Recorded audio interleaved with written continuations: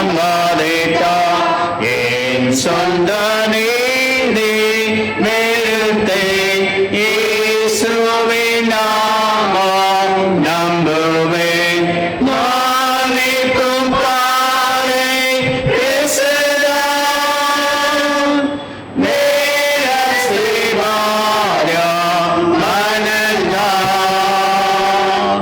நேர ஸ்ரீவாரியம் மனந்தான் கார்மேகமாவர்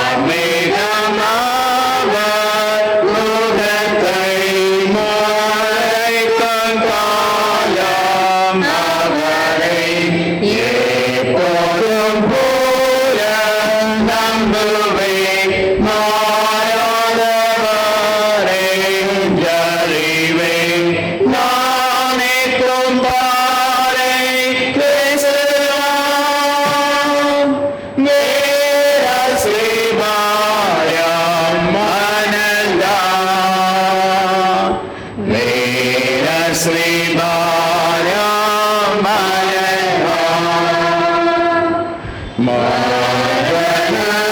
மரணமெல்லாம் பொங்கிடும் ஏமாசம் சொந்தே கோயிலும் உமக்கு ரத்தம் அணையும் என் நெஞ்சையாற்றி தேற்றிடும் நாம் நிற்கும் பாறை கிறிஸ்துதான் வீர ஸ்ரீவாரியம் மனந்தான்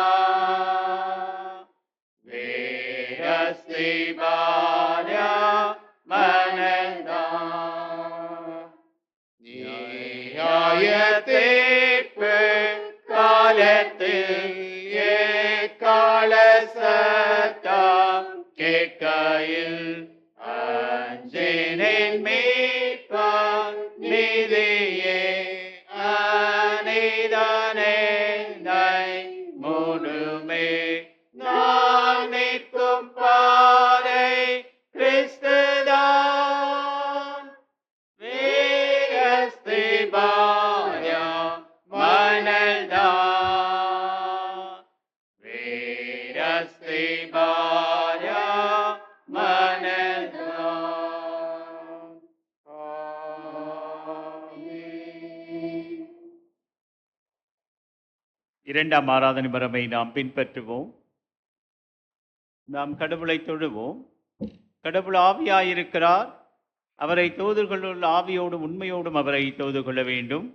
நம்முடைய பிதாவாகிய கடவுளாலும் கர்த்தராகிய இயேசு கிறிஸ்துவினாலும் உங்களுக்கு கிருபையும் சமாதானம் உண்டாவதாக.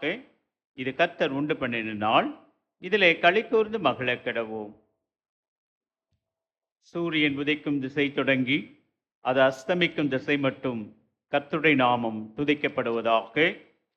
கடவுள் ஒளியாயிருக்கிறார். அவரில் எவ்வளவேனும் இருள் இல்லை. அவர் ஒளியில் இருக்கிறது போல நாமும் ஒளியிலே நடந்தால் ஒருவரோடொருவர் ஐக்கியப்பட்டிருப்போம். அவருடைய குமாரனாகிய இயேசு கிறிஸ்துவின் இரத்தம் சகல பாவங்களையும் நீக்கி நம்மை சுத்திகரிக்கும். ஆண்டவரே, எங்கள் உதடுகளை திறந்தருளும். பிதாவுக்கும் குமாரனுக்கும் பரிசுத்த ஆவிக்கும் மகிமை உண்டாவதாக.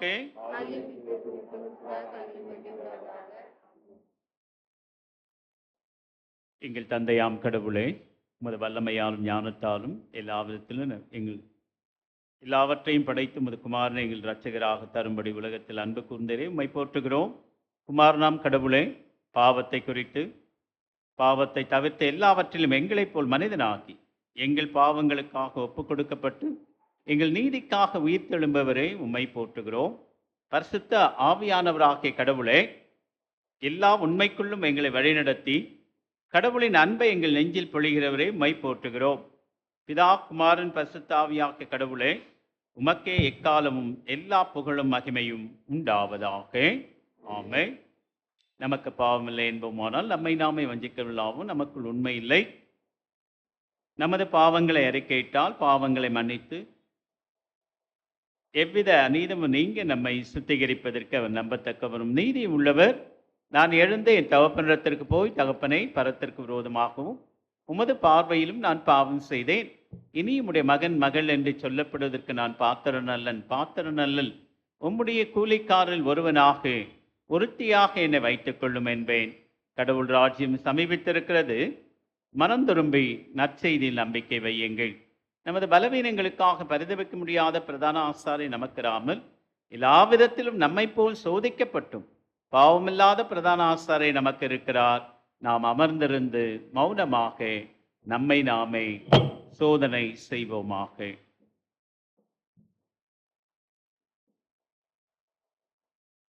சர்வ வல்லமையுள்ள கடவுளிடத்தில் நாம் நமது பாவங்களை முதலாவது பாவ அறிக்கை ஜெபத்தோடு கூட சேர்ந்து நாம் அறிக்கை செய்வோம். சர்வ வல்லமை மிகுந்த இரக்கமுள்ள பிதாவே, தப்பிப்போன ஆடுகளைப் போல நாங்கள் உம்முடைய வழியில் விட்டு வழுவி அலைந்து போனோம். எங்கள் இதயத்தின் யோசனைகளுக்கும் விருப்பங்களுக்கும் மிகவும் நடந்தோம்.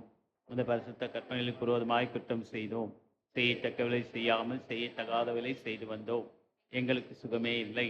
ஆனாலும் ஆண்டவரை, தேவரீர் எங்கள் ஆண்டவராக இயேசு கிறிஸ்து மூலமாய் மனிதருக்கு அருளி செய்த வாக்குத்தத்தங்களின்படியே நிர்பாக்கியமுள்ள குற்றவாளிகளாக யாருக்கு இறங்கும்.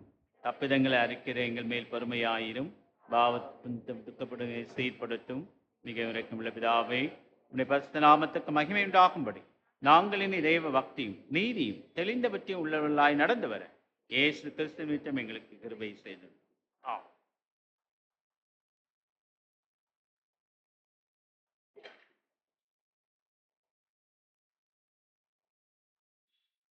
சர்வ வல்லமை மிகுந்த இரக்கமுள்ள ஆண்டவர், மன்னிப்பையும் பாவ நிவர்த்தி நமக்கு கட்டளையிட்டருளி வாழ்க்கையை சீர்படுத்துவதற்கான காலத்தையும் தமது பரிசுத்தாவின் தேற்றுதலையும் தந்தருள்வாராக. ஆண்டவரை துதியுங்கள்.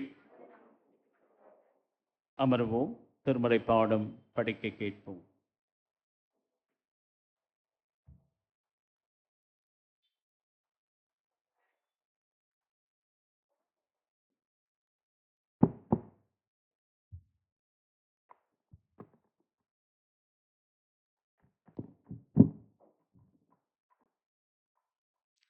வாசிக்க தெரிந்து கொள்ளப்பட்ட பாடம் யோவான் எழுதின சுவிசேஷம் 12ஆம் அதிகாரம் 23ஆம் வசனம் முதல் 33ஆம் வசனம் முடிய. யோவான் 12:23ஆம் வசனம் முதல். நாம் அனைவரும் எழுந்து நிற்போம். அப்பொழுது இயேசு அவர்களை நோக்கி, மனுஷகுமாரன் மகிமைப்படும்படியான வேளை வந்தது. மெய்யாகவே மெய்யாகவே நான் உங்களுக்கு சொல்லுகிறேன், கோதுமை மணியானது நிலத்தில் விழுந்து சாகாவிட்டால் தனித்திருக்கும், செத்ததே ஆகில் மிகுந்த பலனை கொடுக்கும். தன் ஜீவனை சிநேகிக்கிறவன் அதை இழந்து போவான். இந்த உலகத்தில் தன் ஜீவனை வெறுக்கிறவனோ அவன் அதை நித்திய ஜீவ காலமாய் காத்து கொள்ளுவான். ஒருவன் எனக்கு ஊழியம் செய்கிறவன் ஆனால் என்னை பின்பற்ற கடவன். நான் எங்கே இருக்கிறேனோ அங்கே என் ஊழியக்காரனும் இருப்பான். ஒருவன் எனக்கு ஊழியம் செய்தால் அவனை பிதாவானவர் கனம் பண்ணுவார். இப்பொழுது என் ஆத்துமா கலங்குகிறது. நான் என்ன சொல்லுவேன்? பிதாவே, இந்த வேலை நின்று என்னை இரட்சியும் என்று சொல்வேனோ? ஆகிலும் இதற்காகவே இந்த வேலைக்குள் வந்தேன். பிதாவே, உமது நாமத்தை மகிமைப்படுத்தும் என்றார். அப்பொழுது மகிமைப்படுத்தினேன், இன்னமும் மகிமைப்படுத்துவேன் என்கிற சத்தம் வானத்திலிருந்து உண்டாயிற்று. அங்கே நின்று கொண்டிருந்து அதை கேட்ட ஜனங்கள் இடி முழக்கம் உண்டாயிற்று என்றார்கள். வேறு சிலர் தேவதூதன் அவருடனே பேசினான் என்றார்கள். இயேசு அவர்களை நோக்கி, இந்த சத்தம் என் நிமித்தம் உண்டாகாமல் உங்கள் நிமித்தமே உண்டாயிற்று. இப்பொழுதே இந்த உலகத்திற்கு நியாய தீர்ப்பு உண்டாகிறது. இப்பொழுதே இந்த உலகத்தின் அதிபதி புறம்பாக தள்ளப்படுவான். நான் பூமியிலிருந்து உயர்த்தப்பட்டிருக்கும் போது எல்லாரையும் என்னிடத்தில் இழுத்துக் கொள்ளுவேன் என்றார். தாம் இன்ன விதமான மரணமாய் மறிக்கப் போகிறார் என்பதை குறிக்கும்படி இப்படி சொன்னார் என்பதே. வாசிக்க தெரிந்து கொள்ளப்பட்ட பாடம் வாசித்து முடித்தாயிற்று. கிறிஸ்துவே மக்கே மகிமை உண்டாவதாக. ஆமென். சபையார் அமரவும். கிறிஸ்துவுக்குள் அன்பார்ந்தவர்களே, இந்த பரிசுத்த வாரத்திலே 2ஆம் நாளாகிய இந்த நாளிலே ஆராதனையிலே கலந்து கொண்டிருக்கின்ற உங்கள் அனைவரையும் மீண்டுமாக என்னுடைய வாழ்த்துக்களையும் தோத்திரங்களை நான் தெரிவித்துக் கொள்கின்றேன். இந்த நாளிலும் கர்த்தருடைய வார்த்தை நம்மிடத்தில் பகிர்ந்து கொள்ள இருக்கின்ற ஆயிரம் அவர்களையும் வரவேற்று கர்த்தருடைய வார்த்தை அளிக்குமாறு அன்போடு நான் கேட்டுக்கொள்கிறேன்.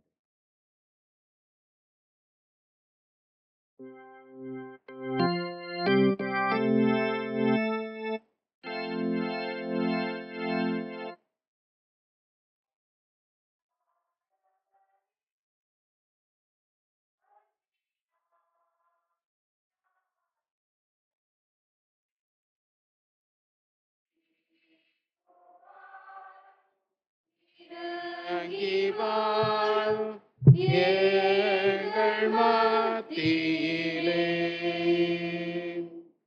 இப்போ வாரும் இறங்கி வாரும் எங்கள் மத்தியிலே.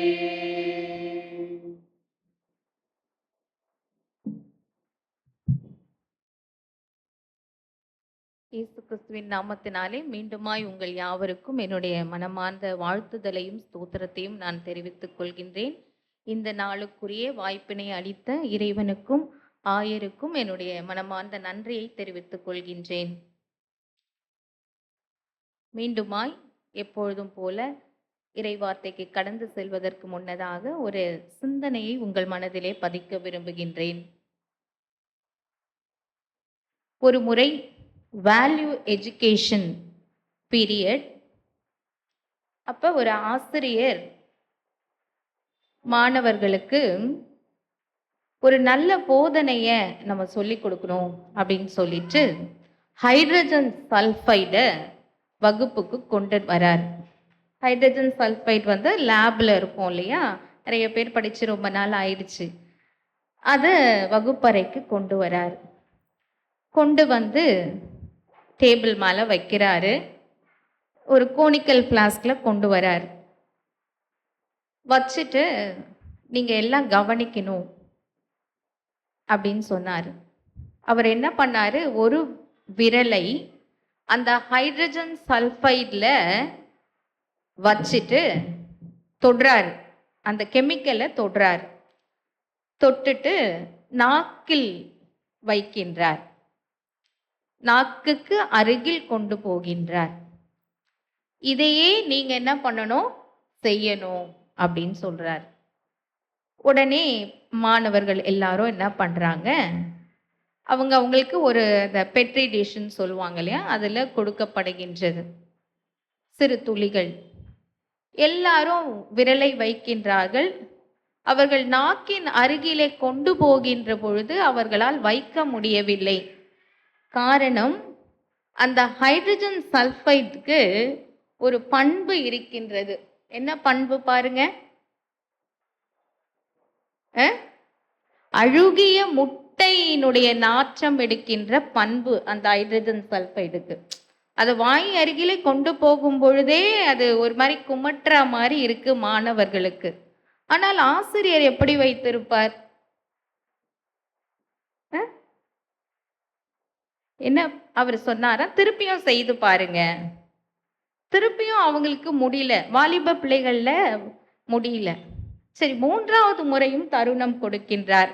சரி, நான் இன்னொரு முறை செய்து காட்டுறேன், நீங்க என்ன பண்ணுங்க, பார்த்துட்டு செய்யுங்க அப்படின்னு சொல்றார். சரி, ஆசிரியர் செய்தாரு. திருப்பியும் மாணவர்கள் செய்யறாங்க. அப்பையும் அவங்களால முடியல. அப்ப அவர் என்ன சொன்னாரு, நீங்க உற்று நோக்குவதிலே உங்களுக்கு குறை இருக்கின்றது.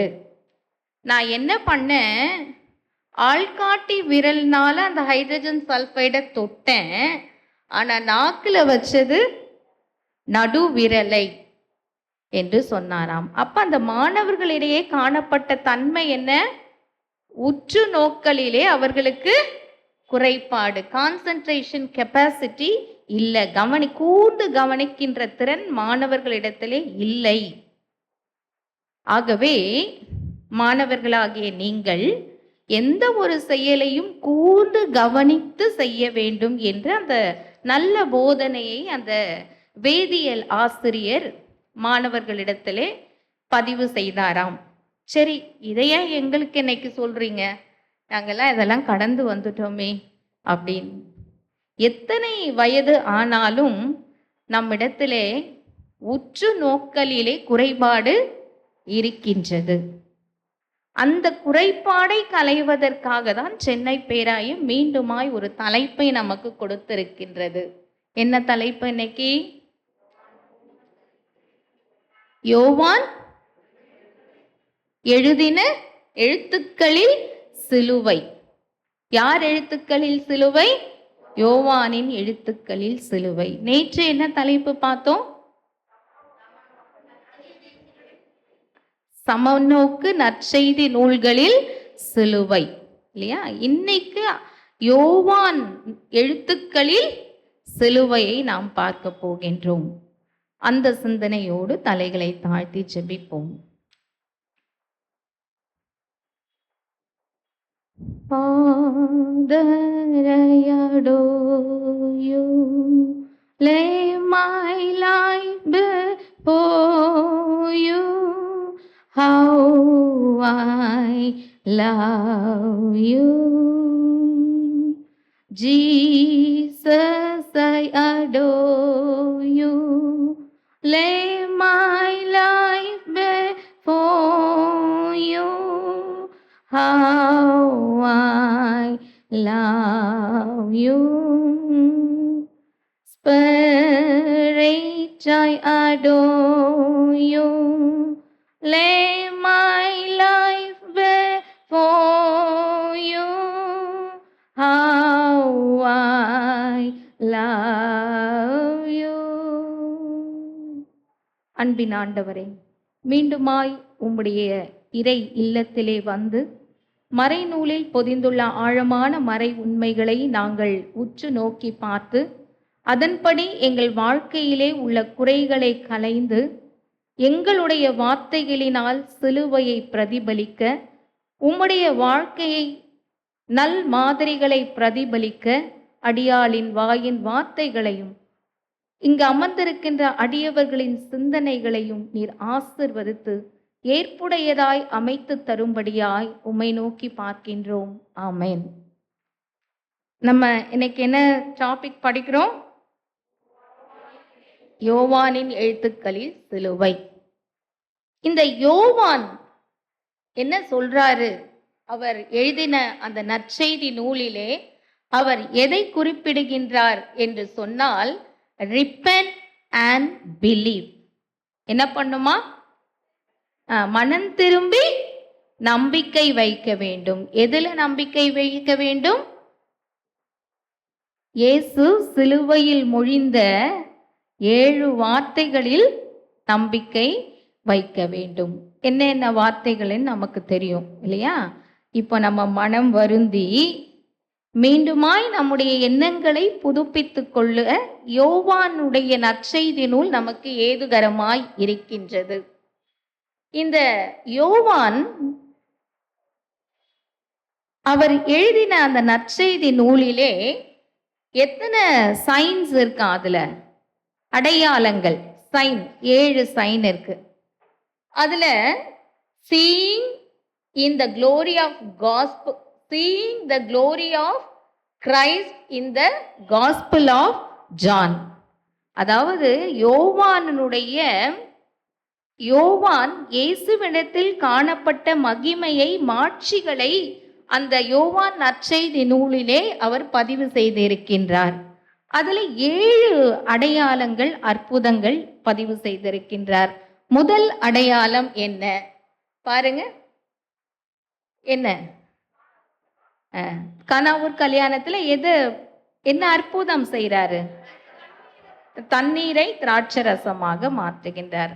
அடுத்தது பாருங்க, இதெல்லாம் யோவான் நற்செய்தி நூல்ல, யோவான் எழுத்துக்கள்ல அவரு ஆண்டவரை மகிமைப்படுத்துகின்ற அந்த அற்புதங்கள், ஆண்டவர் மகிமையாக செய்த அந்த அற்புதங்கள். இரண்டாவது அற்புதம் என்ன? அம்மா கரெக்டா சொன்னாங்க பாத்தீங்களா? படம் பார்த்த உடனே ராஜாவுடைய மகனை குணமாக்குறாரு. ராஜா சொல்றாரு, நீங்க வரத்துக்குள்ள என் மகன் என்ன ஆயிடுவான்? செத்து போயிடுவான், நீங்க வந்து குணமாக்குங்க. அவரு ஆனா சொல்றாரு, நீ போ, உன் மகன் குணமாயிட்டான் அப்படின்னு இயேசு சொல்றாரு. அதே மாதிரி அவரும் வீட்டுக்கு போறாரு. போனா சுகமாயிட்டாங்க. எந்த மணிக்கு சுகமானாங்க அப்படின்னு சொல்லி வேதத்துல போட்டிருக்குது. 7ஆம் மணி நேரம் அப்படின்னு போடப்பட்டிருக்கிறது. அந்த நேரத்துல தான் இயேசுவானவர் உன் மகன் சொஸ்தமாகி விட்டான் என்று சொல்லுகின்றார். அது யோவான் எழுத்துக்களிலே குறிப்பிடப்பட்ட 2வது அற்புதம். 3வது 38 வருஷமா பெதஸ்தா குளத்துல படுக்கையா கிடந்த அந்த மனிதனுக்கு சுகம் கிடைத்தது. அடுத்தது 5 அப்பம் 2 மீன். அடுத்தது அதை ஆசீர்வதித்து 5000 பேருக்கு கொடுக்கிறாரு. அடுத்து அவர் செய்த அற்புதம் என்ன? கடல் மேல நம்மளால நடக்க முடியுமா? முடியாது. அடுத்து குருடன் பார்வை அடைகின்றான். அதான் லாஸ்டாப்பா. நெக்ஸ்ட் இருக்கா?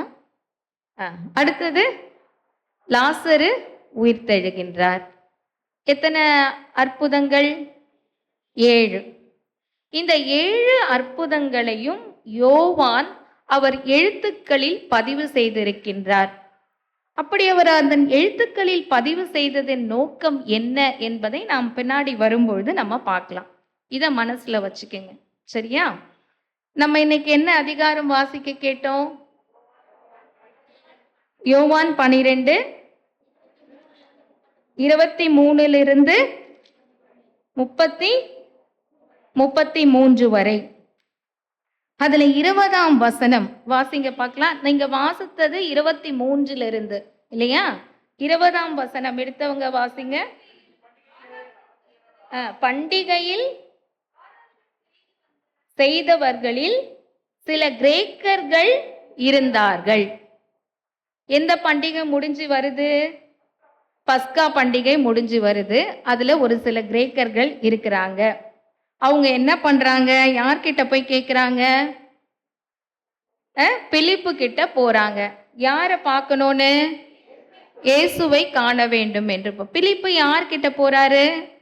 அந்திரியா கிட்ட போறாரு. அப்புறம் பிலிப்பும் அந்திரியாவும் 2 பேரும் சேர்ந்து யார்கிட்ட போறாங்க? இயேசுவானவரை பார்க்க போகின்றார்கள். அப்ப இயேசுவானவர் என்ன சொல்றாருன்னா, அவர்களை நோக்கி, மனுஷகுமாரன் மகிமைப்படும்படியான வேலை வந்தது. மெய்யாகவே மெய்யாகவே நான் உங்களுக்கு சொல்லுகின்றேன், கோதுமை மணியானது நிலத்தில் விழுந்து சாகாவிட்டால் அது தனித்து இருக்கும், செத்ததே ஆகில் மிகுந்த பலனை கொடுக்கும். அவங்க எல்லாம் யாரை பார்க்க போறாங்க? இயேசுவை பார்க்க போறாங்க. பார்க்க வந்தவர் என்ன கேட்கணும்? என்ன கேட்கணும்? நிறைய பேர் இயேசுவை பார்க்க வந்தாங்கல்ல. அப்போ என்ன சொன்னாரு? நீ பார்வை அடைய விரும்புறியா? நீ குணமடைய விரும்புறியா? நான் உனக்கு ஏதாவது செய்யணுமா? கேட்காமையே அவரிடத்திலிருந்து வல்லமையும் புறப்பட்டது. ஆனா இந்த இடத்துல அவருடைய செயல்பாடு எப்படி இருக்கின்றது பாருங்க. என்ன சொல்றாரு? அவரை பார்க்க வந்தவர்களை பார்த்து, மனுஷகுமாரன் மகிமைப்படும் வேலை வந்து விட்டது, கோதுமை மணியானது நிலத்தில் விழுந்து செத்ததே ஆகில் மிகுந்த பலனை கொடுக்கும், அப்படி இல்லைன்னா அது பலனை கொடுக்க மாட்டாது அப்படின்னு சொல்றாரு. ஏன் இந்த இடத்துல அப்படின்னு சொல்றான்னா, இந்த கோதுமை மணி யாரு?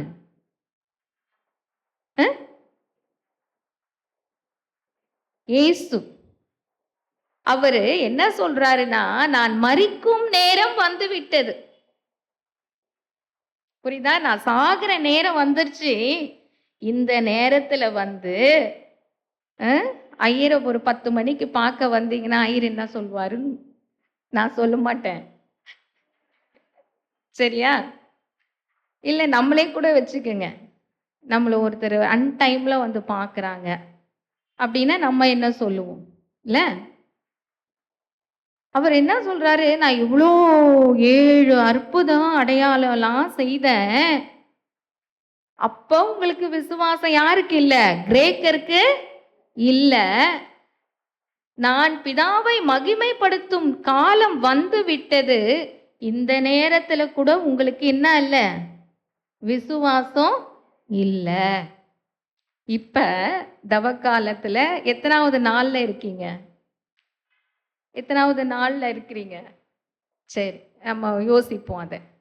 இந்த நிமிஷம் வரலும் விசுவாசத்தோட இருக்கிறேன் அப்படின்னு சொல்ல முடியுமா? என்ன நேரினாலும் இல்லை, தேவபிதா எந்தன் மெய்ப்பனலோ சிறுமை தாழ்ச்சி அடைகிலனே, ஆவலதாயேன் பைம்புன்மேல் அவர்மை தமனி அருளுகிறார் இல்ல. சாழ்நிழல் பள்ளம் திறங்கிடினும் சற்றும் தீங்கும் கண்டஞ்சேனே. நான் எங்க போறேன்? பள்ளத்துக்கு போறேன். ஆனாலும் எனக்கு பயம் இல்லைன்னு நான் சொல்ல முடியுமா? சொல்ல முடியுமா? யாராவது சொல்வீங்களா? கிறிஸ்தவர்களாகிய எனக்கும் உங்களுக்கும் அப்படிப்பட்ட விசுவாசம் தான் வேண்டும். கிரேக்கர்களுக்கும் அன்றைய காலகட்டத்தில் இருந்த கிரேக்கர்களுக்கும் அப்படிப்பட்ட விசுவாசம் வேண்டும். என்னுடைய பிதா என்னை அனுப்பின நோக்கத்தை நான் பரிபூரணமாய் நிறைவேற்றி விட்டேன். பிதாவை நான் மாட்சிமைப்படுத்தினேன், மகிமைப்படுத்தினேன். பிதாவானவர் என்னை மகிமைப்படுத்தும் நேரம் இது என்று சொல்லும் பொழுது வானத்திலிருந்து என்னது ஒரு சத்தம் உண்டாயிற்று. அங்கிருந்தவங்க என்ன சொல்றாங்க? இது இடி. வாசிங்க அந்த வசனத்தை. அதை கேட்ட ஜனங்கள், அந்த சத்தத்தை, வானத்திலிருந்து உண்டான சத்தத்தை கேட்ட ஜனங்கள் இடிமுழக்கம் உண்டாயிற்று என்றார்கள். வேறு சிலர் தேவதூதர் அவருடனே பேசினார் என்று கூறுகின்றார்கள். அப்பவும் அவங்களுக்கு அது பிதாவினுடைய மனுஷகுமாரன் இவர்தான் என்று அவர்களுக்கு தெரியல, தெளிவு அவர்களிடத்துல இல்ல. அப்ப சொல்றாரு, இப்பொழுது என் ஆத்துமா கலங்குகின்றது. 27ஆம் வசனம் பாருங்க. இப்பொழுது என் ஆத்துமா கலங்குகின்றது. 28ஆம் வசனம், பிதாவே உமது நாமத்தை மகிமைப்படுத்தினேன், நீர் என்னுடைய நாமத்தை மகிமைப்படுத்தும். பிதா என்ன சொல்றாரு? மகிமைப்படுத்தினேன் என்று சொல்றார். Past tense, present tense, future tense மூணுமே சொல்றாரு. அவர் ஜீசஸ் மகிமைப்படுத்தினாரு, திருப்பி மகிமைப்படுத்துங்க அப்படின்னு பிரசன்ட் டென்ஸ்ல சொல்றாரு. பிதா என்ன சொல்லிடுறாரு? மகிமைப்படுத்தினேன் என்று சொல்லுகின்றார். அப்புறம் 34ஆம் வசனத்துக்கு வாங்க. 30ஆம் வசனம் படிங்க. இயேசு அவர்களை நோக்கி, இந்த சத்தம் என் நிமித்தம் உண்டாகாமல் உங்கள் நிமித்தம். நீங்க புரிஞ்சுக்கணும், நான் தான் கிறிஸ்து, நான் தான் மெசையா. மெசையாவாகிய நான் மரிக்க வேண்டும், மரித்து மீண்டுமாய் உயிர்த்தெழ வேண்டும் என்பதை நீங்கள் புரிந்து கொள்ளவில்லை. அதனாலதான் பிதா வானத்திலிருந்து சொல்றாரு, நான் உன்னை மகிமைப்படுத்தினேன், மகிமைப்படுத்துவேன், மகிமைப்படுத்தினேன் என்று சொல்லுகின்றார். இது கூட உங்களுக்கு புரியலையா? இல்ல, அவங்களுக்கு கிறிஸ்து யாருன்னு தெரியல. யாருதான் கிறிஸ்து? இயேசுதான் கிறிஸ்து. அவங்களுக்கு, இந்த கிரேக்கர்களுக்கு இருந்த பெரிய டவுட் எது அப்படின்னு சொன்னா, மெசியா கிறிஸ்து யாருன்னு தெரியல. கிறிஸ்து கண் முன்ல தான் இருக்கிறாரு. அந்த கிறிஸ்துவை தான் பிதாவானவர் மகிமைப்படுத்துகிறார் என்பது உங்கள் கண்களுக்கு தெரியவில்லை என்பதை அழகாக இந்த பகுதி நமக்கு விளக்குகின்றது. 34ஆம் வசனம், ஜனங்கள் அவரை நோக்கி, கிறிஸ்து என்றென்றைக்கும் இருக்கிறார், வேதத்தில் சொல்லியதை நாங்கள் கேட்டிருக்கின்றோம். அப்படி இருக்க மனுஷகுமாரன் உயர்த்தப்பட வேண்டியது என்று எப்படி சொல்லுகிறீர்? யோவான் 12:34ஆம் வசனமாமா. 37ஆம் வசனம் படிங்க. அவர்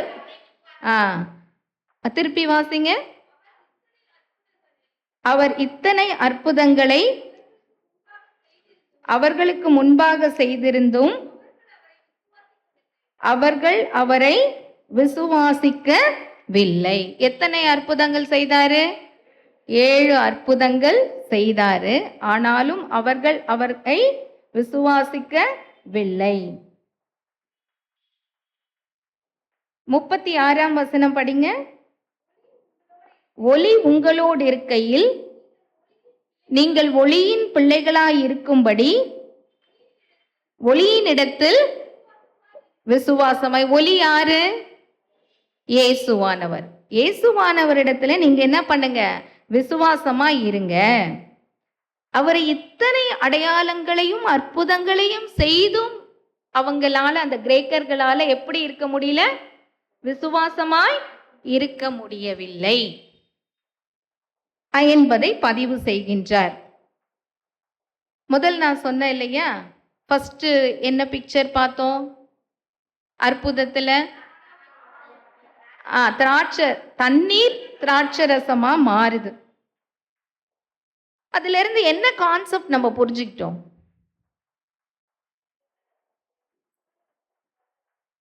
எந்த ஒரு பொருளாலையும் வைத்து இயேசுவானவர் அற்புதத்தை செய்ய முடியும்.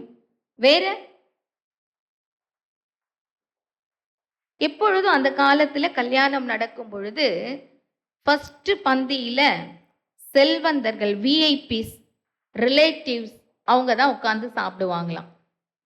அதுக்கப்புறம் யார் சாப்பிடுவாங்க அப்படின்னு கேட்டா, ஒதுக்கப்பட்டவர்கள், தேவையில் உள்ள மக்கள், மிகுந்த தேவையில் உள்ள மக்கள், இவர்கள் எல்லாம் உட்கார்ந்து சாப்பிடுற நேரத்துல தான் என்ன குறைஞ்சிச்சு? திராட்சை ரசம் குறைஞ்சிச்சு. அப்ப இவங்களை யாரு பார்க்கிறது?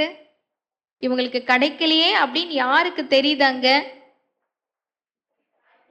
மரியாளுக்கு தெரியுது. அப்போ மரியாளின் பார்வை எப்படிப்பட்டதாக அங்கு இருந்திருக்கிறது? மரியாளின் பார்வை கடவுளின் பார்வையாக இருந்தது. கடவுள் யாரு? மரியாளுடைய மகனான இயேசுவானவர்.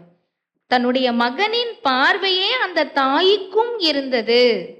அந்த அடையாளம் சிலுவை மரணத்திற்கு இயேசுவானவரை அழைத்து செல்லுகின்ற நேரம், இதற்கு முன்னதாகவே இயேசுவானவர் சிலுவை மரணத்திற்கு வருகின்றதுக்கு முன்னதாகவே அவங்களுக்கு எல்லா விளக்கங்களையும் கொடுத்து விட்டார். நம்முடைய பார்வை எப்படிப்பட்ட பார்வையாக இருக்க வேண்டும்? மரியாளுக்கு யாரோட பார்வை இருந்தது? இயேசுவின் பார்வை. அப்ப நமக்கு யாரோட பார்வை இருக்கணும்? கடவுளின் பார்வை. நம்முடைய பார்வை செல்வந்தர்கள் மீது இருக்கக்கூடாது, நம்முடைய சொந்தக்காரர்கள் மீதே இருக்கக்கூடாது. அதை கடந்து வெளியில வரணும். அதுதான் இந்த முதலாவது அற்புதம் நமக்கு எடுத்துரைக்கின்றது. என்னுடைய உறவின் மக்களுக்கு நான் உதாரத்துவமாய் கொடுப்பேன், செய்வேன் இல்லையா? செல்வந்தருக்கே எனக்கு ஒருத்தர் gift கொடுத்தாங்கன்னா, அதே பரிசு, அதே ரேட் உள்ள ஒரு கிஃப்டை நான் அவங்களுக்கு கொடுத்துருவேன். கடன் என்ன ஆயிடுச்சு? தீர்ந்து போச்சு. கடன் இல்லை. அதே ஒரு தேவையுள்ள மனிதனுக்கு நான் செய்கின்றேன் என்று சொன்னால், அந்த பணம் எங்கு சேர்க்கப்படுகின்றது? பரலோகத்தில் சேர்க்கப்படுகின்றது. இந்த அற்புதம் கடவுளின் பார்வை எனக்கும் திருச்சபை மக்களாகிய உங்களுக்கும் இருக்க வேண்டும் என்பதைத்தான் இந்த அற்புதம் நமக்கு எடுத்துரைக்கின்றது. அடுத்தது என்ன பார்த்தோம்? வேலைக்காரனின் மகன் பார்த்தோம். வேலைக்காரன்ல ராஜாவின் மகன் அப்படின்னு பார்த்தோம். அவருக்கு இருந்த விசுவாசம் நமக்கு இருக்குதா? இல்ல, அவரு ராஜா நீங்க சொல்லுங்க அப்படின்னு சொல்றாரு, நீங்க வாங்க அப்படின்னு கேட்கிறாரு. நீங்க வரத்துக்குள்ள என் மகன் மரித்து போய் விடுவான் என்றும் சொல்றார். அப்ப இயேசு சொல்றாரு, என்ன சொல்றாரு? நீ போ, உன் மகன் குணம் பெற்று இருப்பான் என்று சொல்லுகின்றார். அந்த ராஜாவுக்கு என்ன இல்லை? விசுவாசம் இல்லை. அதனால விசுவாசம் இல்லாத சந்ததியராகவே நாம் வாழ்ந்து கொண்டிருக்கின்றோமே. நம்முடைய விசுவாசத்தை புதுப்பித்துக் கொள்ள இது ஒரு தருணம். கடவுளின் பார்வை நம்மிடத்திலே வர வேண்டும், கடவுளின் பார்வையை நாம் பிரதிபலிக்க வேண்டும் என்பதை புதுப்பித்துக் கொள்ள இன்றைய நாள் நமக்கு கொடுக்கப்பட்ட தருணம். அடுத்தது என்ன பார்த்தீங்க? பெதஸ்தா குலம். இந்த பெதஸ்தான என்னன்னு மீனிங் யாராவது சொல்லியிருக்காங்களா உங்களுக்கு? அது இரக்கத்தின் இடமா. பெதஸ்தான்றதுக்கு என்ன அர்த்தமா? இரக்கத்தின் இடம். அந்த இரக்கத்தின் இடத்துல இருக்கிறவங்க கண்டிப்பா என்ன பெறணும்? குணம் பெற்றுவாங்க இல்லையா? ஆனா அந்த 38 வருடமாக படுக்கையில் இருந்த அவனுக்கு சுகம் கிடைக்கவில்லை. அந்த இடமே இரக்கம் செய்கின்ற இடம் இல்ல? நமக்கு இரக்கம் செய்கின்ற இடம் எதுனா எது? ஆண்டவருடைய சமூகம்.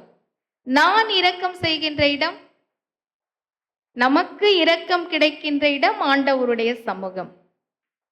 ஆர்ஃபனேஜ் இல்ல?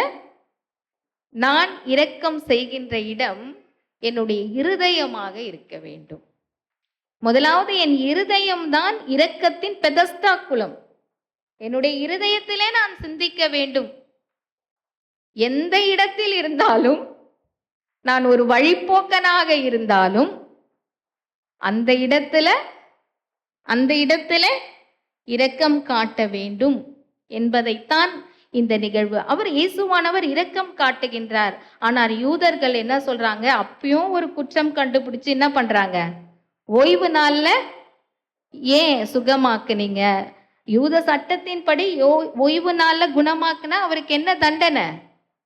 கல்லெறிந்து கொல்லப்பட வேண்டும். அந்த மனிதனுக்கு தெரியல யாரு தன்னை குணமாக்குனதுன்னு.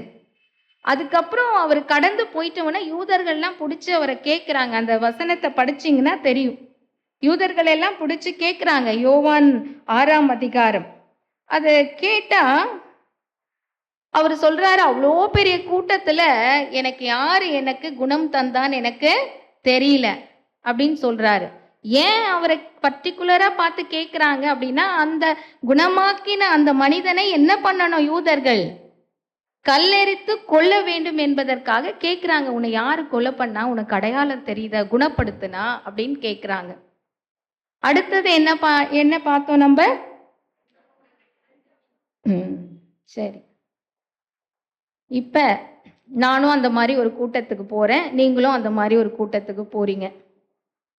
ஒரு இமேஜினேஷன் தான், சரியா?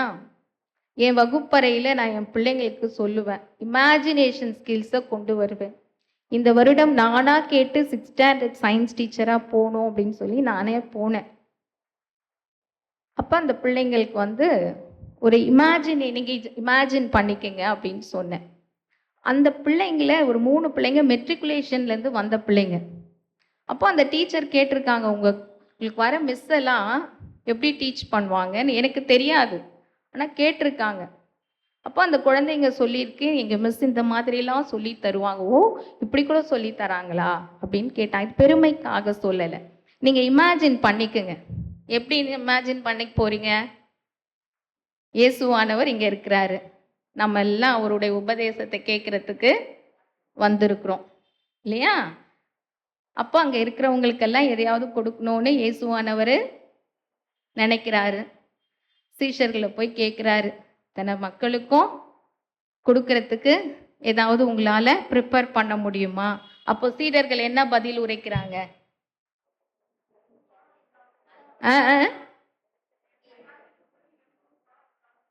200 பணம் இருந்தாலும் போதாது. 2வது கடை பக்கத்துல இல்லைன்னு சொல்லிடுறாங்க. இது நம்ம சொல்ற சாக்கு போக்கு மாதிரி அவங்களும் சொல்றாங்க. கொடுக்கணும்னு முடிவு பண்ணிட்டா எப்படி வேணாலும் கொடுக்கலாம். அந்த முடிவை யார் எடுத்தது? இயேசுவா?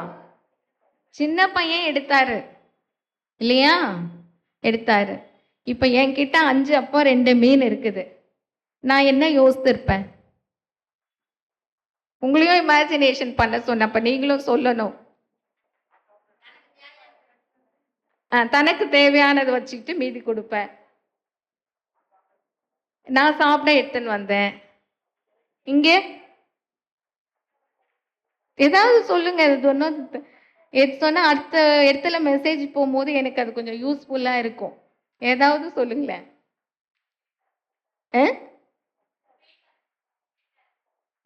கொடுத்தாலும் அது சஃபிஷியண்டா போதாது அப்படின்னு. நான்லாம் கல்யாணமான புதுசுல லஞ்ச் கொண்டு போவேன். லஞ்ச் கொண்டு போயிட்டு நான் எனக்கு போதுன்றதை எடுத்துட்டு வந்து வீட்டில் கீழே கொட்டிடுவேன். யாருக்கும் கொடுக்க மாட்டேன். ஏன்னா எனக்குள்ள என்ன பயம்னா, சாப்பிட்டுட்டு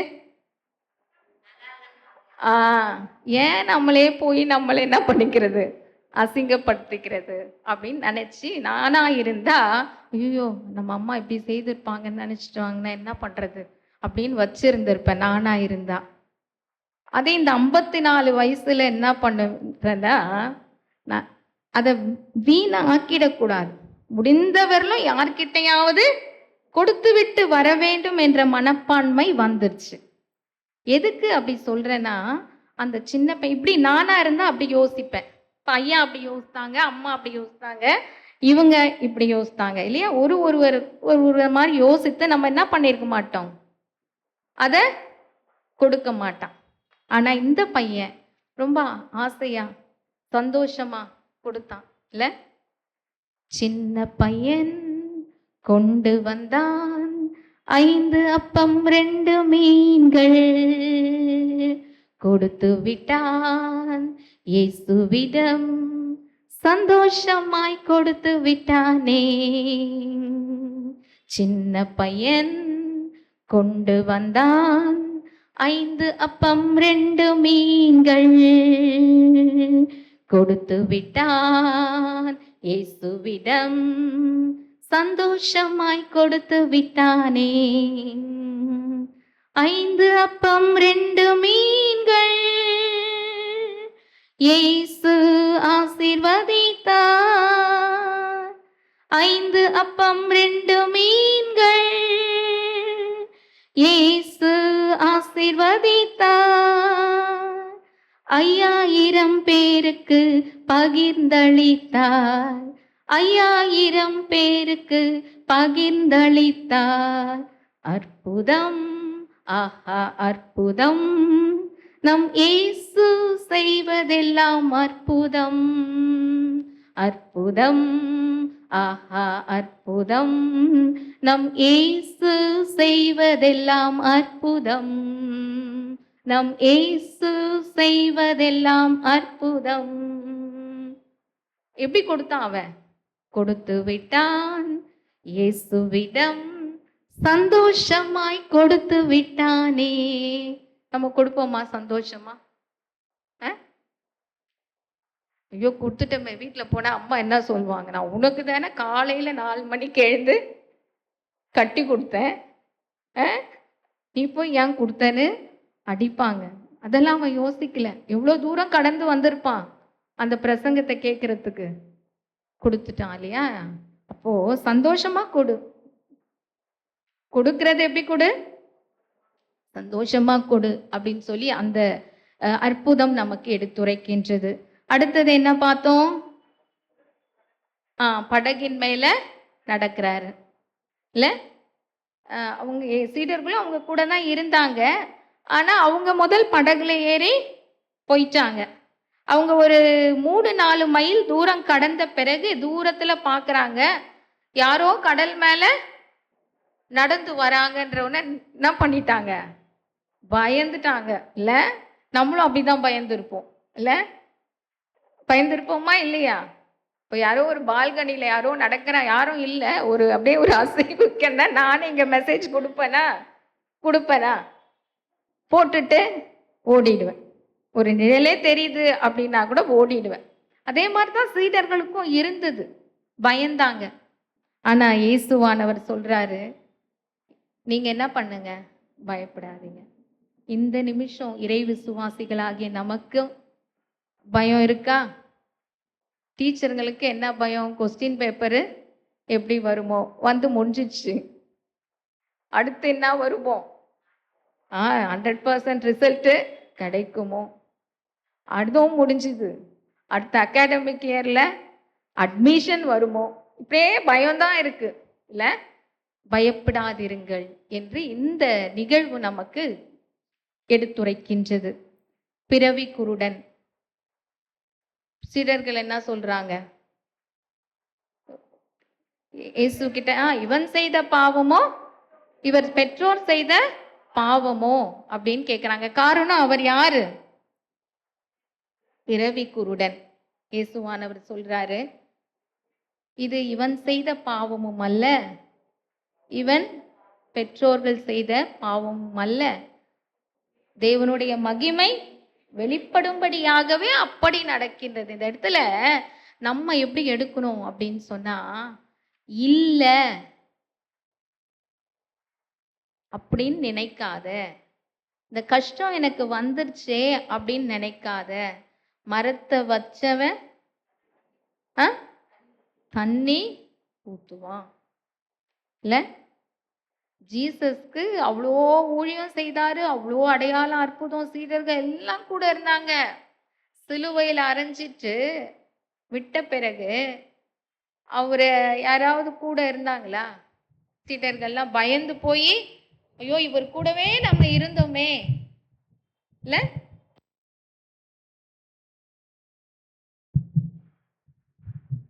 இவர் கூடவே நம்ம இருந்தோமே, நம்மளையும் என்ன பண்ணிடுவாங்களா? சிலுவையில அரைஞ்சிருவாங்களா, இல்ல புடிச்சிட்டு போயிடுவாங்களான்னு பயந்துட்டு போயிட்டாங்க. யாருதான் கடைசியில அந்த பண்டிகைக்கு வந்துட்டு அந்த பக்கமா போன சிரேனேயு சீமோன், யார் அவரை அடக்கம் பண்ணது? அரிமத்தேயு ஊரேனாகிய யோசேப். எந்த ஊர்க்காரன்? அரிமத்தேயு ஊர். கூட இருந்த ஒருத்தர் அவரை அடக்கம் பண்ண முன்வரவில்லை. அதனால என் பிள்ளை என்ன பார்க்குமான்னு என்ன பண்ணாத, யோசிக்காது. என் மனைவி என்ன வயசான காலத்துல நல்லா பார்த்துக்குமான்னு யோசிக்காத. என் கணவர் என்னை வயசான காலத்துல நல்லா பார்த்துக்குவாரான்னு யோசிக்காத. பிள்ளைங்க என்னை பார்த்துக்கணும்னு யோசிக்காத. காலங்கள் இருக்கும் பொழுதே நன்மை செய்ய கற்றுக்கொள். குறைவுகள் இருந்தால் அந்த இடத்திலே யாரோடைய மகிமை வெளிப்படும்? யாரோட மகிமை வெளிப்படும்? குறைவுகள் இருந்தால்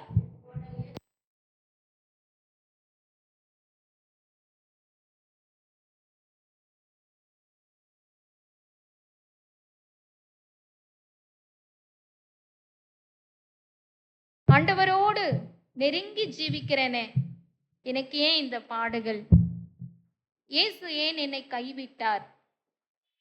இல்ல, இந்த மாதிரிலாம் நம்ம யோசிக்கவே கூடாது. ஒருவேளை குறைவுகள், தவிப்புகள், ஏக்கங்கள், கலக்கங்கள், எங்க வீட்டுக்கு வரவங்கலாம் என்கிட்ட கேட்பாங்க, எப்படி நீங்க தனிமையா இங்க இருக்கிறீங்க? நான் தனிமை தான் எனக்கு ஃப்ரெண்டு. அதை நான் நண்பன் ஆக்கி கொண்டேன். அந்த தனிமையான நேரத்திலே நிறைய தகவல்களை நான் தெரிந்து கொள்ளுவதற்கு அது எனக்கு துணை புரிகின்றது. இன்றைக்கு ஏதோ ஓரளவு உங்கள் மத்தியிலே மறைநூலில் பொதிந்துள்ள ஆழமான மறை உண்மைகளை நான் எடுத்துரைக்கின்றேன் என்று சொன்னால் எனக்கு அதுக்கென்று நான் படிக்கவில்லை. முதல்ல பாலுச்செட்டி சத்திரத்துல தான் எங்களுடைய ஸ்டேஷனிங். அங்க போன போது ஒரு இந்த மாதிரி பிளெயின் டேஸ் தான். அப்போ ஒரு வெள்ளிக்கிழமையில திருமணமான புதுசு.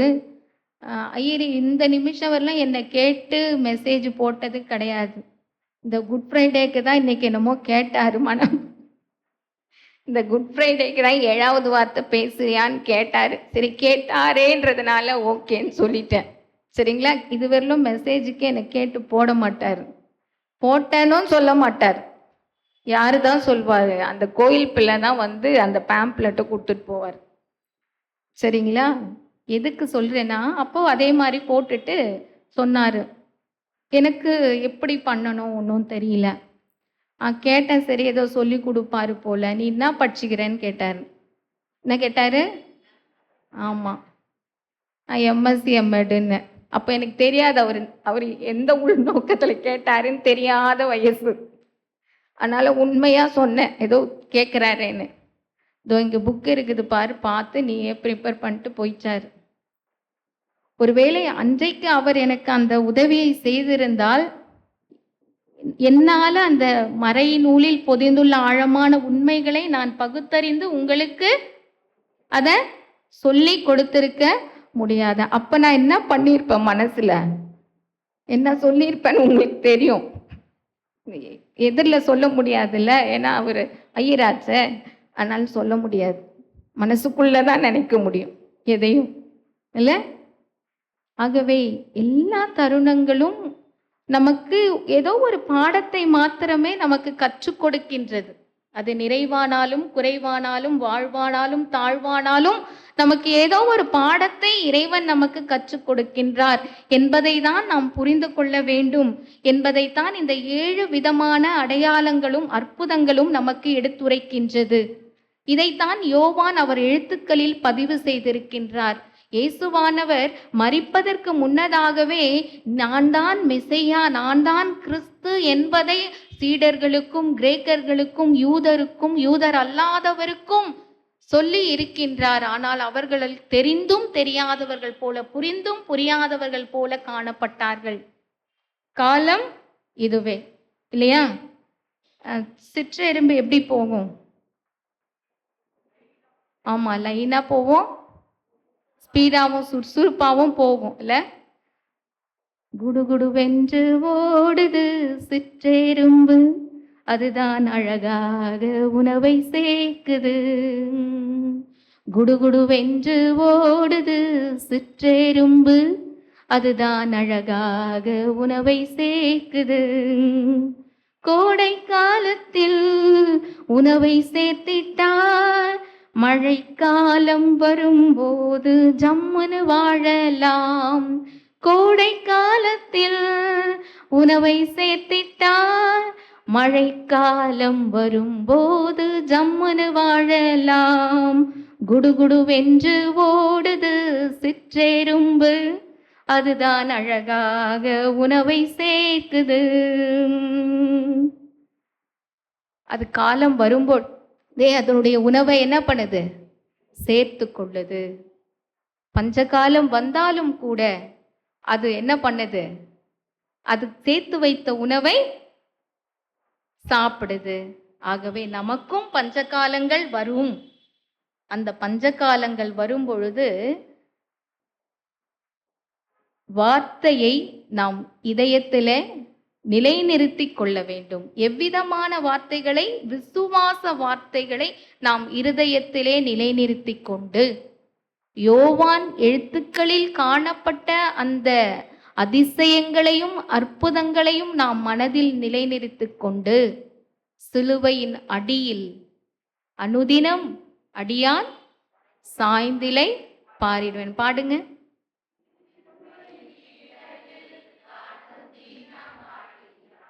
சாய்ந்திலை பாரிடுவேன், சிலுவையின் நிழலில் அனுதினம் அடியால் சாய்ந்திலை பாரிடுவேன். சிலுவை அன்பின் நிறைவில் கிருபையின் இனிய நிழலில் ஆத்துமநேசரின் அருகில், ஆத்துமநேசரின் அருகில் அடைவேன் ஆறுதல் மனதில். சிலுவையின் நிழலில் அனுதினம் அடியால் சாய்ந்திலை பாரிடுவேன். எவ்வித கொடிய இடருக்கும் அஞ்சேன், இயேசுவை சார்ந்து நிற்பேன். எவ்வித கொடிய இடருக்கும் அஞ்சேன், இயேசுவை சார்ந்து நிற்பேன். அவனியில் வியாகுலம் வந்தால் அவரையே நான் அண்டிக் கொண்டால், இலை படையாது மேலோகம், இலை படையாது மேலோகம். ஏகுவேன் பரந்த வேகம் சிலுவையின் நிழலில் அனுதினம் அடியால் சாய்ந்திலை பாரிடுவேன். அன்புக்குரியோரே, இந்த நிலைப்பாடோடு கூட நாம் இந்த 2வது நாளிலே நம்முடைய பார்வையை, நம்முடைய எண்ணங்களை, நம்முடைய இருதயத்தை புதுப்பித்து வாழ்ந்து இந்த இடத்திலே, இந்த திருச்சபையிலே நற்குல திராட்சை செடிகளாக, கனிகளை தரும் திராட்சை செடிகளாக நாம் வாழ வேண்டும் என்பதற்காக தான் இன்றைய நாள் வேத பகுதி சென்னை பேராயத்தினால் நமக்கு கொடுக்கப்பட்டிருக்கின்றது. அந்த சிந்தனையோடு நாம் கனிகளை கொடுப்போம். எல்லாம் வல்ல இறைவன் நமக்கு அருள் புரிவாராக. ஆமென்.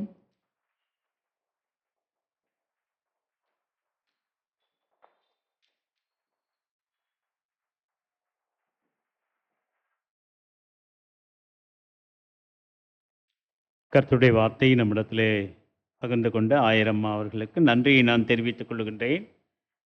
கேட்ட வார்த்தையிலே நாம் நிலைத்திருக்கின்றவர்களாக எழுந்து நின்று அப்போஸ்தலரோடு இணைந்து நாம் அப்போஸ்தலர் விசுவாச பிரமாணத்தை அறிக்கை செய்வோம்.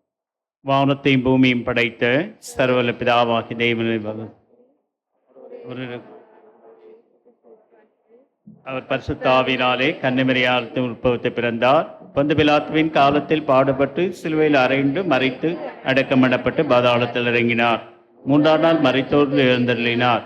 பரமண்டலத்திற்கு ஏறி சர்வவல்ல பிதாவாகிய தேவனது வலது பாசலில் வீற்றிருக்கிறார். அவ்விடத்தில் உயிரிழந்தோரை மரித்தோரை நியாயத்திற்கு வருவார். பரிசுத்த ஆவியை விசுவாசிக்கிறேன். பொதுவாயிருக்கிற பரிசுத்தபையும் பரிசுத்தவான்கள் ஐக்கியமும் பாவ மன்னிப்பும் சரீர உயிர்த்தெழுதலும் நித்திய ஜீவன் உண்டு என்று விசுவாசிக்கிறேன். ஆம். கர்த்தர் உங்களோடு இருப்பாராக. ஜெபம் செய்வோம். கர்த்தாவே எங்களுக்கு இறங்கும், கர்த்தாவே எங்களுக்கு இறங்கும். பரமண்டலத்திற்கு எங்கள் பிதாவே, உம்முடைய நாமம் பரிசுத்தப்படுவதாக, உம்முடைய ராஜ்யம் வருவதாக, விசித்தம் பரமண்டலத்திலே செய்யப்படுவது போல பூமியிலேயும் செய்யப்படுவதாக. அன்றன் வேண்டிய ஆகாரத்தை எங்களுக்கு தார். எங்களுக்கு விரோதமாய் குற்றம் செய்களுக்கு நாங்கள் மன்னிக்கிறது போல எங்கள் குற்றங்களை எங்களுக்கு மன்னி. எங்களை சோதனைக்கு பிரவேசிக்க பண்ணாமல் தீமையை ரட்சித்துக் கொள்ளும். ராஜ்யம் வல்லமையும் மகிமையும் என்றென்றைக்கும் உடையவைகளே. ஆமென். ஆண்டவரே, உமது இரக்கத்தை எங்களுக்கு காண்பியும். ஆண்டவரே, எங்களை ஆளுபவர்களை வழிநடத்தும். அவர்களுக்கு பரத்திலிருந்து வரும் ஞானத்தை கொடுத்தரும். உம்முடைய பணிவிடைக்காரருக்கு நீதியை தரப்பியும். நீர் தெரிந்து கொண்ட வானத்தை சந்தோஷப்படுத்தும். ஆண்டவரே, உமது ஜனத்தை ரட்சியும். உம்முடைய சுதந்திரத்தை ஆசீர்வதி. ஆண்டவரே, எங்கள் காலத்தில் சமாதானத்தை தந்தருளும். நீர் நம்மன் உலகத்தை ஆளுநரும் வேறொருவரும் இல்லை. கடவுளே, எங்கள் இருதயங்களை சுத்திகரியும். உம்முடைய பரிசுத்த ஆவியை எங்களிடத்திலிருந்து எடுத்துக்கொள்ளாதேயும். சமாதானத்திற்காகவும் தெய்வ கிருபைக்காகவும் எல்லா நாச மோசங்களிலிருந்து விலக்கி காக்கவும் நாம் ஜெபநிலையில் இருப்போம். ஜெபம் செய்வோம். சகல பரிசுத்த விருப்பங்களுக்கும், சகல நல்ல ஆலோசனைகளுக்கும், சகல நீதியான கிரியைகளுக்கும் காரராகிய கடவுளே, உலகம் தரக்கூடாத சமாதானத்தை உமது அடியாராகிய எங்களுக்கு தந்தருளும். நாங்கள் உமது கற்பனைகளுக்கு கீழ்ப்படிந்து நடக்க மன உற்சாகமுள்ளவர்களாயிருந்து சத்துருக்கள் பயமில்லாமல் உம்மாலை காக்கப்பட்டு ஆறுதலோடும் அமைதலோடும் எங்கள் ஜீவ காலத்தை போக்குவதற்கு எங்கள் இரட்சகர் இயேசு கிறிஸ்துவின் புண்ணிய நிமித்தம் கிருபை செய்தருளும். ஆமென். தேவ கிருபைக்காக நாம் ஜெபம் செய்வோம். சர்வநித்திய கடவுளே, இந்நாள் வரையும் எங்களை சுகமாய் நடத்தி வந்த எங்கள் பரமபிதாவாகிய ஆண்டவரே, இந்நாளில் உமது மிகுந்த வல்லமையால் எங்களை காப்பாற்றி நாங்கள் யாதொரு பாவத்துக்கு உட்படாமலும் எவ்விதமான மோசத்தில் அகப்படாமல் உமது பார்வைக்கு நீதியாயிருக்கிறதை எப்பொழுதும் செய்கிறதற்கு நாங்கள் செய்கிற எல்லாவற்றையும் உடைய ஆளுகையினாலே நடத்திட வேண்டும் என்று எங்கள் ஆண்டவர் இயேசு கிறிஸ்துவின் மூலமாய் வேண்டிக் கொள்ளுகிறோம். ஆமென். ஆண்டவரே, எங்கள் அந்தகாரம் நீங்க வெளிச்சம் தந்து இந்த இரவில் நேரிடும் சகல மோசங்களுக்கும் விக்கினங்களுக்கும் உமது மிகுந்த இரக்கத்தினால் எங்களை விலக்கி காக்க வேண்டும் என்று உம்முடைய ஒரே குமாரனும் இரட்சகருமாகிய இயேசு கிறிஸ்துவின் அன்பு நிமித்தம் வேண்டிக் கொள்ளுகிறோம். ஆமென். கிறிஸ்துவுக்குள் அன்பார்ந்தவர்களே, நாளைய தினத்திலே மாதத்தின் முதல் நாள் காலை 6:30 மணிக்கு திருவிருந்து ஆராதனை நடைபெறும். மாலை 7 மணிக்கு மாலை ஆராதனை இந்த பரிசுத்த வாரத்திலே நடைபெறுகின்ற மாலை ஆராதனையும் நடைபெறும். ஆகவே சபையார் கலந்து கொள்ள அன்போடு அழைக்கின்றேன்.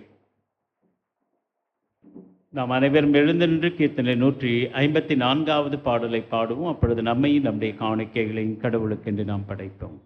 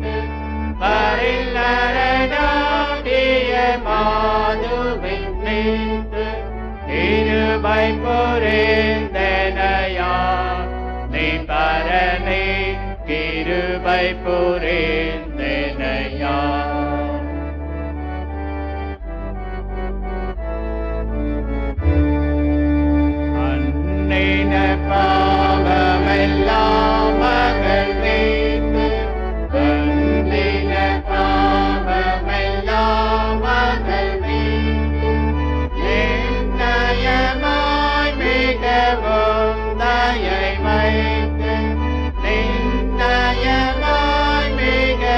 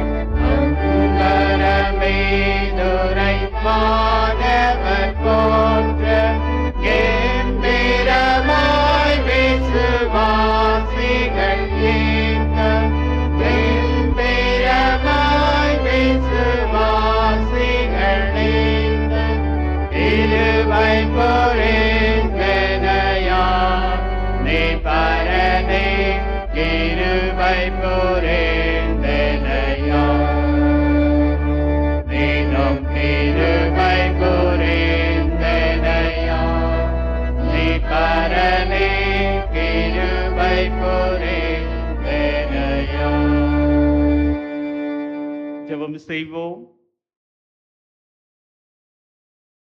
இரக்கத்தில் ஐஸ்வர்யம் ஆண்டவரே, மனமகிழ்ச்சியான இந்த இரவு பொழுதிற்காக நாங்கள் உமக்கு நன்றி செலுத்துகின்றோம்.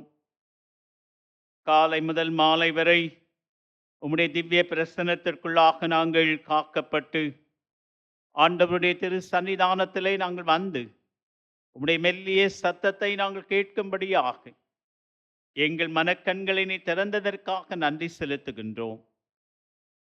ஆண்டவரே, நாங்கள் கேட்ட இந்த அற்புத அடையாளங்களை எங்கள் வாழ்விலே ஒவ்வொன்றையும் நாங்கள் பொருத்தி பார்த்து ஆண்டவரோடு கூட நாங்கள் எங்களை இணைத்து கொண்டவர்களாகவும் ஆண்டவர் விட்டு சென்றிருக்கின்ற நல்ல மாதிரிகளை நாங்கள் கடைபிடிக்கவும் இந்த உலகத்திலே சிலுவையே அல்லாமல் வேறொன்றை குறித்தும் நாங்கள் பெருமை பாராட்டாமல் இருக்கத்தக்கதாக அந்த நல்ல உள்ளத்தை, அந்த நல்ல சிந்தையை, கிறிஸ்துவில் இருந்த சிந்தையை நம்மிலும் உங்களிலும் இருக்க கடவது என்று சொல்லி இருக்கின்றீரப்பா. நீர் எங்களுக்கு விட்டு சென்றிருக்கின்ற நல்ல விழுமியங்களை நாங்கள் கடைபிடிக்கின்றவர்களாக உம்முடைய பரம ராஜ்யத்திலே வருகின்ற பொழுது நாங்கள் அனைவரும் உம்மோடு கூட ஆனந்த மகிழ்ச்சி அடைந்து வாழக்கூடிய அந்த பேற்றினை பெறுகின்றவரை அவரவருக்கு நியமித்திருக்கின்ற ஓட்டத்திலே நாங்கள் பொறுமையோடு ஓடி முடிப்பதற்கான எல்லா கால சூழல்களையும் சாதகமாக நீர் மாற்றித்தர இந்த வேளையிலே நாங்கள் உம்மிடத்திலே வேண்டுதல் செய்கின்றோம். இந்த காலங்களில் இந்த நாட்களை நாங்கள் ஆண்டவரே முடிப்பதற்கு இன்னும் ஒரு சில நாட்கள் ஆண்டவரே இந்த பரிசுத்த வாரத்திற்குள்ளாக நாங்கள் கடந்து வந்திருக்கின்றோம். பிதாவினுடைய சித்தத்திற்கு உம்மை ஒப்பு கொடுப்பதற்கு நீர் பாடப்படுகின்ற பாடுகளை, மரணத்தையும் உயிர்த்தெழுதலையும் ஆண்டவருடைய சமூகத்தில் ஆண்டவரை உம்முடைய சித்தத்தின்படியே ஆகக் கடவது என்று சொல்லி குமாரனாகிய இயேசு கிறிஸ்து முழுவதுமாக தம்மையே முழுவதுமாக எங்களுக்காக, உலகத்திற்காக மாத்திரம் அல்லப்பா, உம்முடைய திருச்சித்தத்திற்கு தன்னை ஒப்புவித்து செய்த எல்லா செயல்களையும் உம்முடைய நாம மகிமைக்கென்றே செய்து முடித்தாரே. அதுபோல நாங்களும் கூட இந்த உலகத்திலே உலகம் எங்களுக்கு சதமல்ல என்பதை நாங்கள் நினைவிலே கொண்டு ஒவ்வொரு நாளும் நீ சொல்லியிருக்கின்ற 5 அப்பம் 2 மீனை கொண்டு 5000 புருஷர்கள் மாத்திரம் 5000 பேர் சாப்பிட்டார்கள். திருப்தியாகி 12 கூடை நிறைய நிரப்பினார்கள் என்று சொல்லப்பட்டிருக்கின்றது. அப்பா, இந்த நாட்களிலே நீர் எங்களுக்கு கொடுத்திருக்கின்ற உணவிற்காக நாங்கள் நன்றி செலுத்துகின்றோம். ஒருவேளை உணவு கூட கிடைக்க முடியாமல் இருக்கின்ற மக்கள் எண்ணற்ற கோடி மக்கள் உண்டு இந்த உலகத்தில்.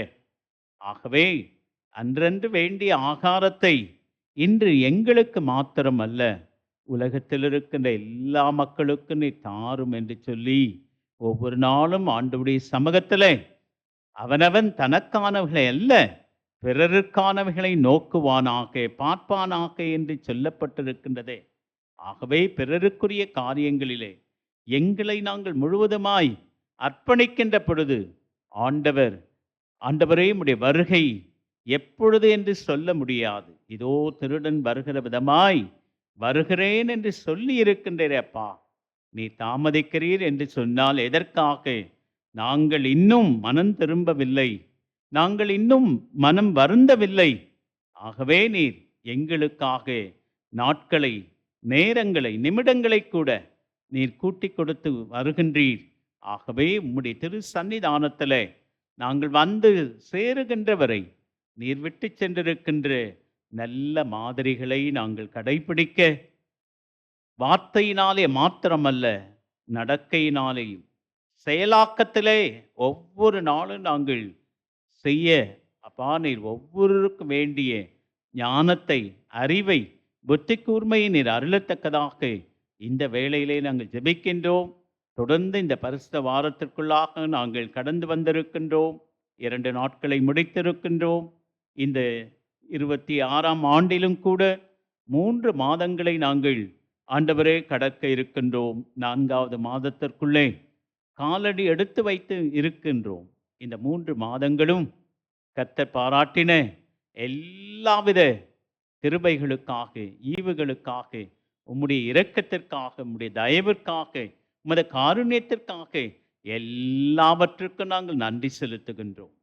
நன்றி செலுத்துவது எங்களது கடமை என்பதை நாங்கள் கடவுளுக்கு முதலாவது தேவனுடைய ராஜ்யத்தையும் அவருடைய நீதியின் தேடுங்கள், அப்பொழுது இவைகள் எல்லாம் உங்களுக்கு கூட கொடுக்கப்படும் என்று சொன்ன வாக்கின்படி 3 மாதங்களை நாங்கள் கடக்க இருக்கின்றோம்.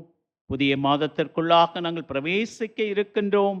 புதிய மாதமானது மனமகிழ்ச்சியின் மாதமாக, ஆசீர்வாதம் நிறைந்த மாதமாக, நல்ல சுகமும் பலனும் நீடித்த ஆயுளை தருகின்ற ஆண்டவரை மாதமாக அமையத்தக்கதாக இந்த வேளையிலே நாங்கள் ஜெபிக்கின்றோம். இந்த மாதத்திலே, இந்த வாரத்திலே, இந்த பரிசுத்த வாரத்திலே நடைபெறுகின்ற ஒவ்வொரு ஆராதனைகளிலும் ஆண்டவருடைய பிரசன்னத்தை நாங்கள் உணர்ந்து கொண்டவர்களாக நாங்கள் போய் ஊருக்குள்ளே, உலகத்திற்குள்ளே அறிவிக்கின்றவர்களாக ஆண்டவரை கேட்பது மாத்திரமல்ல, அவைகளை நாங்கள் மற்றவர்களுக்கு சொல்லத்தக்கதான அந்த கிருபையை நீர் தாரும். வாழ்ந்து கொண்டிருக்கின்ற இடங்களிலே உமது அடியவர்கள் ஒவ்வொருவரையும் சாட்சியாக வைத்திருக்கின்றீர்.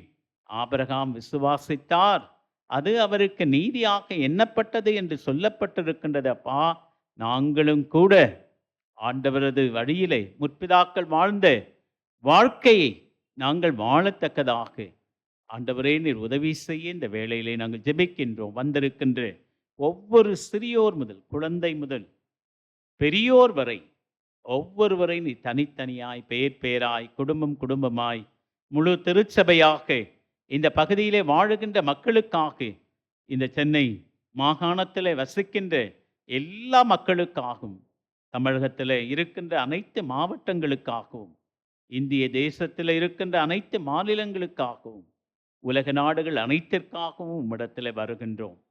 உலகத்தில் உபத்திரவங்கள் உண்டு, ஆனாலும் திடன் கொள்ளுங்கள், நான் உலகத்தை ஜெயித்தேன் என்று சொன்னீரேன். உலகத்தை ஜெயிக்கின்ற ஜெயம் பெற்றவர்களாக நாங்கள் வாழ நாட்டின் தலைவர்களது உள்ளத்திலே பேசத்தக்கதாக அவரவரிடத்திலே ஒப்புவிக்கப்பட்ட குடிமக்களை ஆண்டவரை சிறந்த முறையில் வழிநடத்துவதற்கு நாட்டின் உலகத்தில் இருக்கின்ற அனைத்து தலைவர்களுக்கும் தேவையான ஞானத்தை நீர் அருளத்தக்கதாக ஆண்டவரே, மோசேயைப் போல ஒவ்வொரு நாடுகளின் தலைவர்களை நீர் வைத்திருக்கின்றப்பா.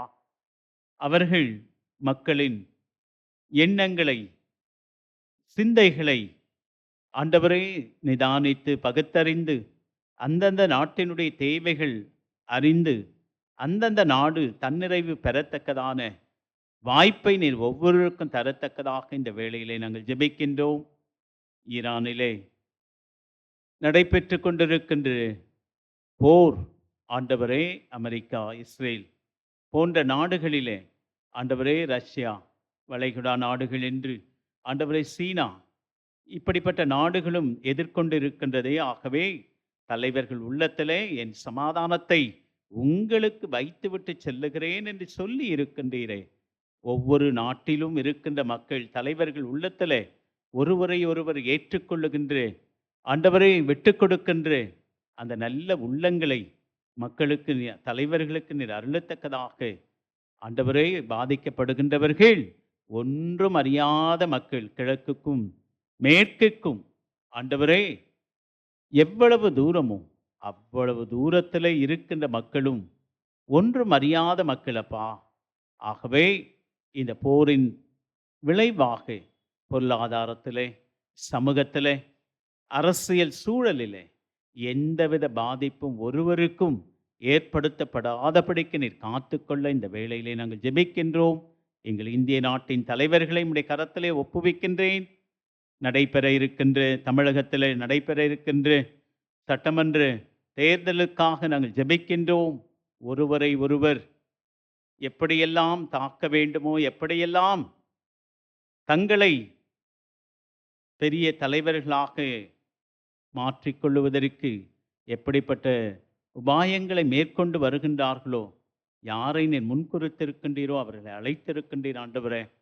அழைக்கப்பட்டவர்கள் அநேகர், தெரிந்து கொள்ளப்பட்டவர் சிலர் என்று சொல்லி எங்கள் தமிழகத்திலே நடைபெற்று கொண்டிருக்கின்ற ஆட்சி சிறந்த முறையிலே மக்களது தேவைகளை அறிந்து ஆண்டவரே, மற்ற மாநிலங்களை விட தமிழகம் ஒரு சிறந்த மாநிலமாக மற்ற மாநிலத்து மக்கள், வட இந்திய மக்கள் 2 கோடிக்கும் மேலான மக்கள் இந்த தமிழகத்தில் வந்து ஆண்டவரை சிறப்புற வாழ்ந்து கொண்டிருக்கின்றார்களே.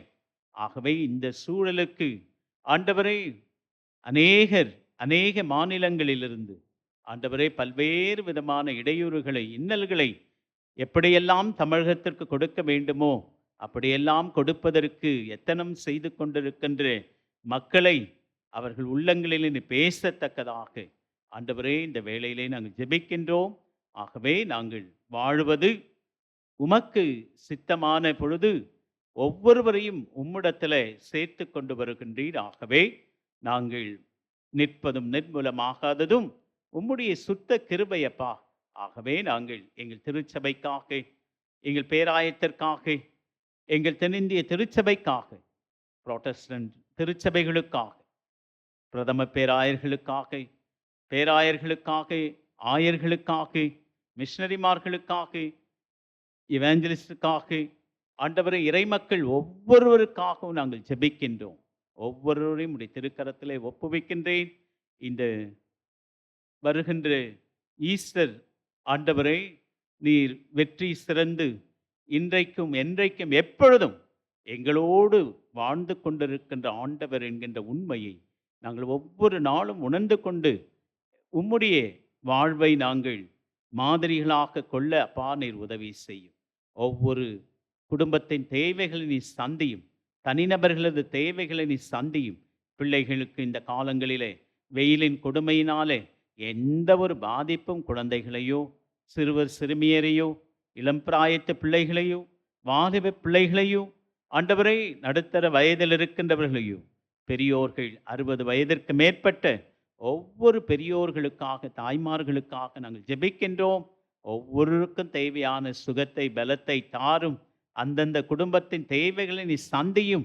ஆண்டவரே, மத்திய மாநில அரசாங்கத்தில் பணியாற்றி கொண்டிருக்கின்றவர்களுக்காக, தொழில்துறையிலே, விவசாயத்திலே, ஆண்டவரே ஒவ்வொரு வியாபாரத்திலே தங்களை இணைத்து கொண்டிருக்கின்றவர்களுக்காக ஆண்டவரே நாங்கள் ஜெபிக்கின்றோம். அனுதினமும் பணி செய்து அதன் மூலமாய் உழைத்து அந்த உழைப்பை ஆண்டவரை உரிமையாக்கி கொள்ளுவதற்கு மக்கள் படுகின்ற பாடுகள், வேதனைகள், துன்பங்களை நீர் அறிவி. அதன் பாடுகள் போதும் என்று சொல்லப்பட்டிருக்கின்றது அப்பா. ஒவ்வொரு மக்களுக்காக, திக்கற்றவர்களுக்காக, அனாதைகளுக்காக, விதவைகளுக்காக, ஆண்டவரை மருத்துவமனையிலே அனுமதிக்கப்பட்டு சிகிச்சை பெற்று கொண்டிருக்கிற மக்களுக்காக, மருத்துவமனைக்கு செல்ல முடியாமல் இயலாமல் இருக்கின்றவர்களுக்காகவும், பொருளாதாரத்தினாலே ஆண்டவரை மருத்துவ செலவுகளை சரிபார்க்க முடியாதபடிக்கு இல்லங்களிலேயே பல ஆண்டுகளாக, பல மாதங்களாக, பல நாட்களாக இருந்து கொண்டிருக்கின்ற ஒவ்வொரு நோயுற்றவர்களுக்காக இந்த வேளையிலே நாங்கள் ஜெபிக்கின்றோம். நீர் ஆண்டவர் 38 வருடம் ஆண்டவரை பெதஸ்தா குலத்திலே அவர் எப்படி ஆண்டவரை சுகம் பெற்றாரோ அதுபோல எங்கள் மக்கள் பலவீனத்திலே, சுகவீனத்திலே இருக்கின்ற மக்களை பலப்படுத்தும், சுகப்படுத்தும். உம்முடைய நாம மகிமைக்கென்று வாழ வளர ஒவ்வொருவரையும் எடுத்து பயன்படுத்தும். துதிகன மகிமை உமக்கொருவருக்கே செலுத்துகின்றேன். மீட்பரே இயேசு ஜெபம் நல்ல பிதாவே. என் ஆத்துமாவே கர்த்தரை ஸ்தோத்திரி, என் உள்ளமே பரிசுத்த நாமத்தை ஸ்தோத்திரி. என் ஆத்துமாவே கர்த்தரை ஸ்தோத்திரி, அவர் செய்த சகல உபகாரங்களை மறவா. கடவுளுடைய இரக்கமுள்ள கிருபைக்கும் பராமரிப்புக்கும் உங்களை ஒப்புவிக்கிறேன். நம்முடைய ஆண்டவராகிய இயேசு கிறிஸ்துவின் கிருபையும், பிதாவாகிய கடவுளின் அன்பும், தூய ஆவியானவருடைய ஐக்கியம், வழிநடத்துதலும், பாதுகாப்பும், பராமரிப்பும் உங்கள் அனைவரோடும் சதா காலமும் தங்கி இருப்பாராக.